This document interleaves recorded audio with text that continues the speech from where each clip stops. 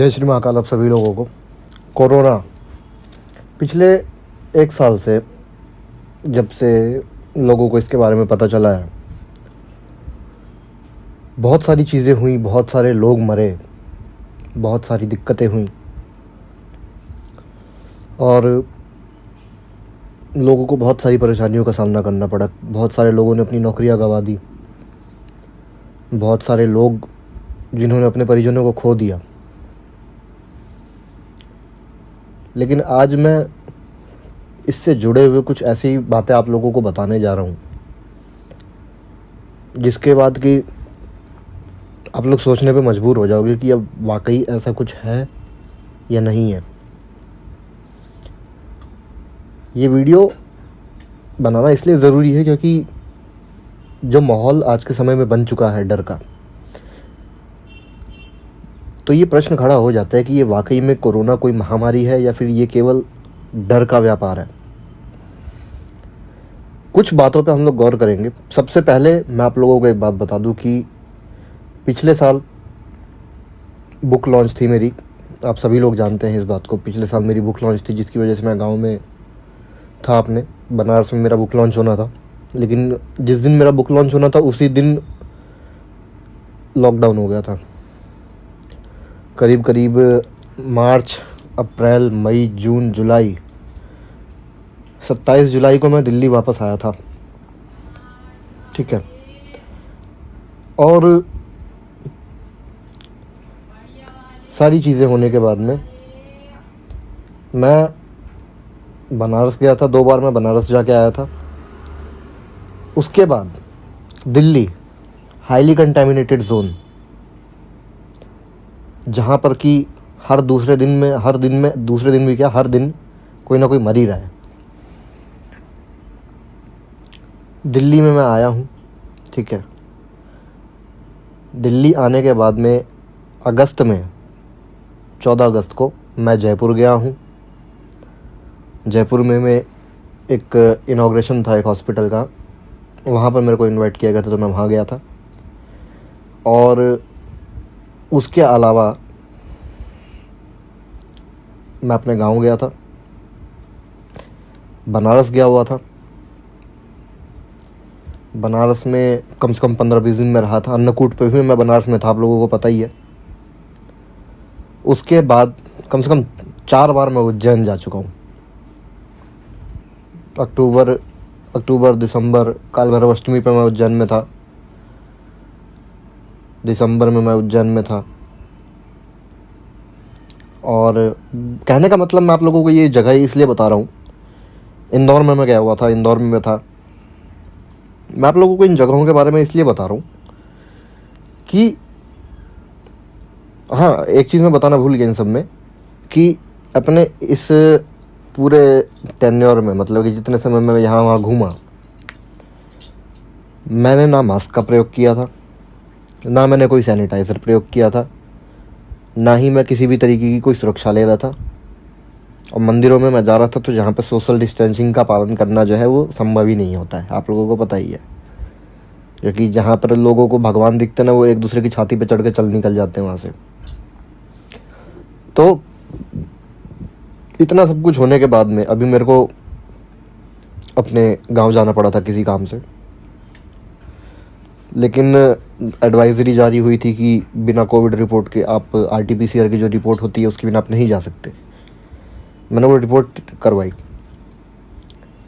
और आप मानो कि वो रिपोर्ट मेरी नेगेटिव है। मेरे को कोरोना नहीं है, पहली चीज़।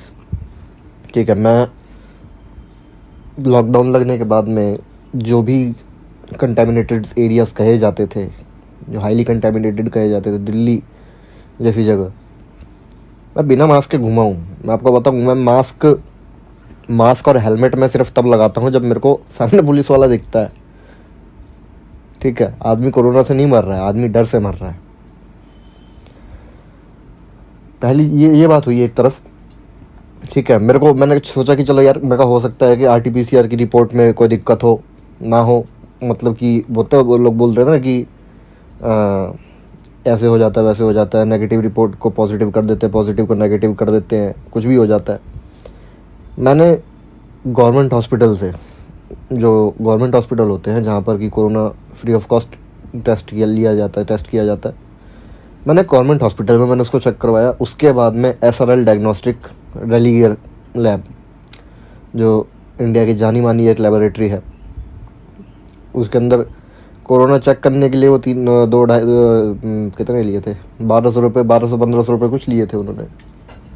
ठीक है, मैंने 3 लैबोरेटरीज से और एक गवर्नमेंट हॉस्पिटल से अपना कोविड चेक करवाया था। चारों रिपोर्ट नेगेटिव है, कहीं कोई कोरोना नहीं। ठीक है, अब हम लोग ज़रा, ये मैंने अपनी बात बताई, चलो ठीक है, हम एक बार जो को ये मान सकते हैं कि मैं जवान हूँ, मेरे को मेरे साथ में मेरी इम्यूनिटी बहुत ज़्यादा स्ट्रांग होगी, तो हो सकता है कि मेरा इम्यून सिस्टम जो है कोरोना को पचा गया हो। मेरे घर में मेरे मम्मी पापा हैं, मेरे घर में और भी मेरे परिवार के सदस्य हैं, सबके चेक हुए हैं। मेरी बहन, यहाँ तक कि जो है मेरी बहन BLK में, दिल्ली के BLK कपूर हॉस्पिटल में वो इंटर्नशिप कर रही है, डॉक्टर है मेरी बहन। ठीक है, उसको कोई कोरोना नहीं है, 24 घंटे वो वहीं रहती है। मेरे को कोई कोरोना नहीं, मेरे घर वालों में से किसी को कुछ नहीं है, कुछ भी नहीं है। ठीक है, अब समझिए ज़रा मेरी बातों को। हॉस्पिटल में पहली चीज़ तो मैं ये वीडियो इसलिए बना रहा हूँ, मैं आप लोगों को बता देता हूँ, क्योंकि कुछ समय से मैं देख रहा हूँ कि कुंभ मेले को टारगेट किया जा रहा है। कुंभ मेले के ऊपर में बातें बोली जा रही है कि कुंभ मेले में पब्लिक गैदरिंग हो रही है, कुंभ मेले में साधु जी मर गए, ये हो गया वो हो गया। कुंभ को टारगेट क्यों किया जा रहा है? पहली बात, क्या केवल कुंभ की गैदरिंग हो रही है? जो ये पॉलिटिकल पार्टीज़ की जो रैलीज़ हो रही है, बंगाल के चुनाव जो हो रहे हैं, जो ये उत्तर प्रदेश में, UP के अंदर में जो पंचायत चुनाव हो रहे हैं, क्या इनके अंदर ये गैदरिंग नहीं हो रही है? क्या इनके अंदर रैलियाँ नहीं निकल रही है? क्या इसके अंदर कोरोना नहीं हो रहा है? आप लोग नोट करिएगा पिछले 1 साल के अंदर की, मैं आप लोगों को मैं एक रिकैप दे रहा हूँ कि क्या क्या हुआ है पिछले 1 साल में। बहुत सारे का मतलब कि बहुत सारे लोगों को, जो सरकारी महकमे में थे, एक्टर्स थे, पॉलिटिशियंस थे, बहुत लोगों को कोरोना हुआ।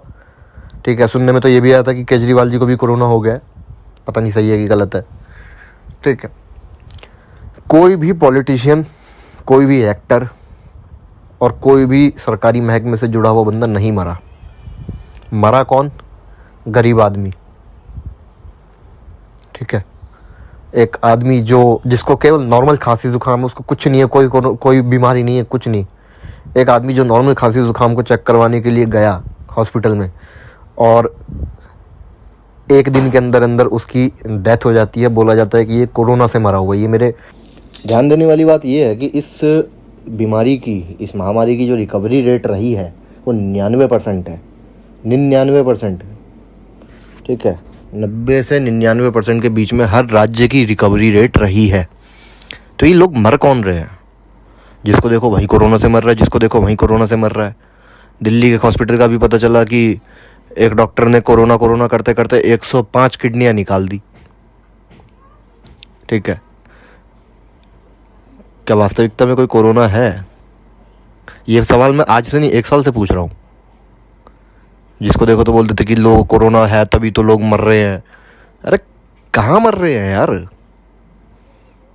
ग्राउंड लेवल की आपको हकीकत नहीं पता। आप लोग न्यूज़ चैनल देख करके बावले हुए पड़े हो। आप लोगों को न्यूज़ चैनल पे दिखाया जाता है कि यहाँ इतने लोग मर गए, वहाँ इतने लोग मर गए, इस हॉस्पिटल में कोई बेड नहीं है, वहाँ कोई बेड नहीं है। कुछ भी नहीं है। ठीक है, ना ही कोई ऐसी कोई चीज़ है। ठीक है, चलो मैं आप लोगों की बात को मैं मानता हूँ। अगर आप लोग कहते हो कि कोरोना है, ठीक है, चलो मैं एक बार को मानता हूँ कि कोरोना है, लेकिन गौरतलब बात यह है कि ये बीमारी ये तब जानलेवा हो सकती है जब आपको पहले से कोई भयानक बीमारी हो। यार समझ नहीं आ रहा है कि पिछले 1 साल में जिसको देखो वो कोरोना से ही मर रहा है, बाकी बीमारियां ख़त्म हो गई है क्या सारी? ना ही किसी को कोई TB हो रहा है, ना ही किसी को कोई पाइल्स हो रहा है, ना ही किसी को कोई और बीमारी हो रही है। कोरोना बच रहा है। जिसको देखो वहीं कोरोना से मर रहा है, जो देखो वहीं कोरोना से मर रहा है।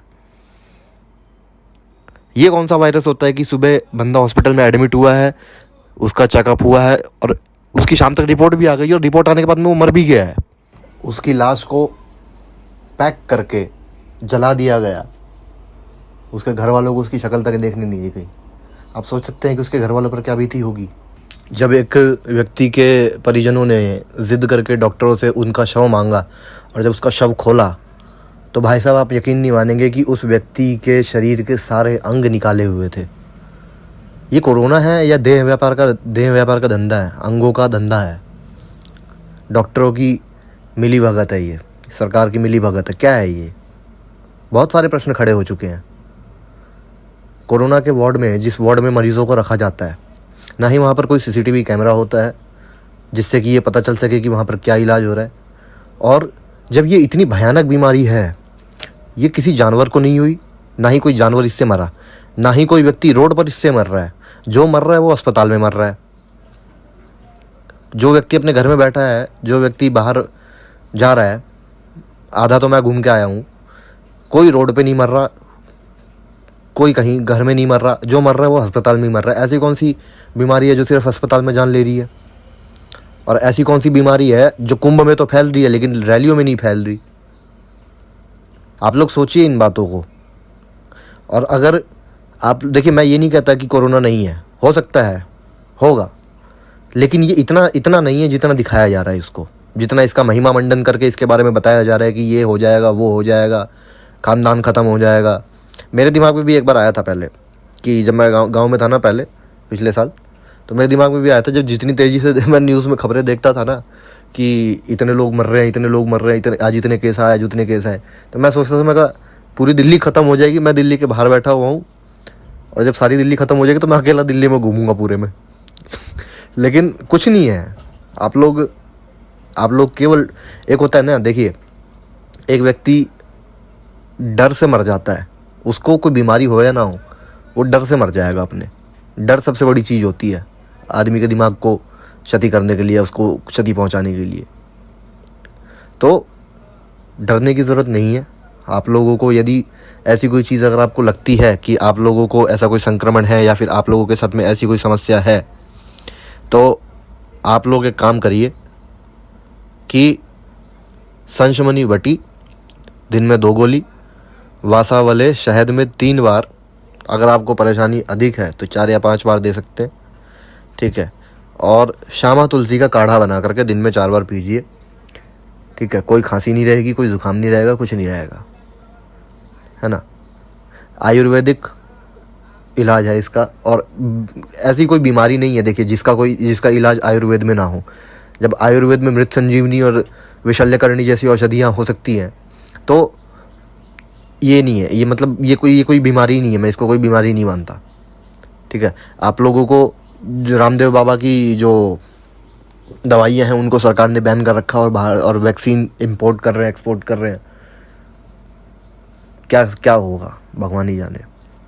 तो मेरी बातों पे अगर आप लोग गौर करेंगे तो आप लोगों को समझ में आ जाएगा कि मैं क्या कहना चाह रहा हूँ। मेरे को वीडियो बनाने का उतना वो नहीं है मेरे अंदर कि मैं बहुत अच्छी वीडियो बनाता हूँ या बहुत अट्रैक्टिव वीडियो बनाता हूँ। मेरी बातें अगर आप लोगों को सही लगे, उनका पालन करिए, थोड़ा सा ध्यान रखिए, बस, और कुछ नहीं, थोड़ा सा ध्यान रखने की ज़रूरत है। और एक चीज़ और मैं यहाँ पे बोलना चाहूँगा कि आप लोग अपने घर में जो है कम से कम हफ्ते में 1 हवन करते रहिए, ठीक है। अगर ऐसा कोई संक्रमण है भी, और अगर ऐसी कोई चीज़ है भी, तो हवन के यज्ञ की अग्नि से या फिर यज्ञ के जो धुएं से ऐसी कोई बीमारी नहीं है जो टिकती हो, ठीक है। आयुर्वेद के अंदर ऐसी पद्धतियां हैं, आयुर्वेद और तंत्र के अंदर ऐसी पद्धतियां हैं जिसके अंदर की कुछ आयुर्वेदिक जड़ी बूटियों के द्वारा जब हवन किया जाता है, एक निश्चित मात्रा में मिला करके जब उनका हवन किया जाता है और पीड़ित व्यक्ति को उसके धुएं में उसको रखा जाता है, तो वो उसको आराम देती हैं, ठीक है।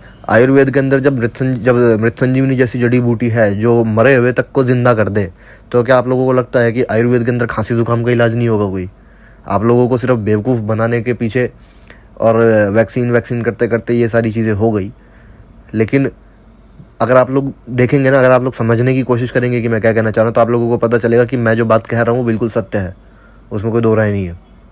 बाकी बाबा की कृपा आप लोगों पे बनी रहे, मेरी यही मनोकामना है। अगर ऐसा कुछ है तो आपके और आपके परिवार की रक्षा हो, बाबा कृपा करे, महाकाल कृपा करे, महाकाल रक्षा करे। और मैं कुछ नहीं कहना चाहता और इस वीडियो में। जय श्री महाकाल आप सभी को।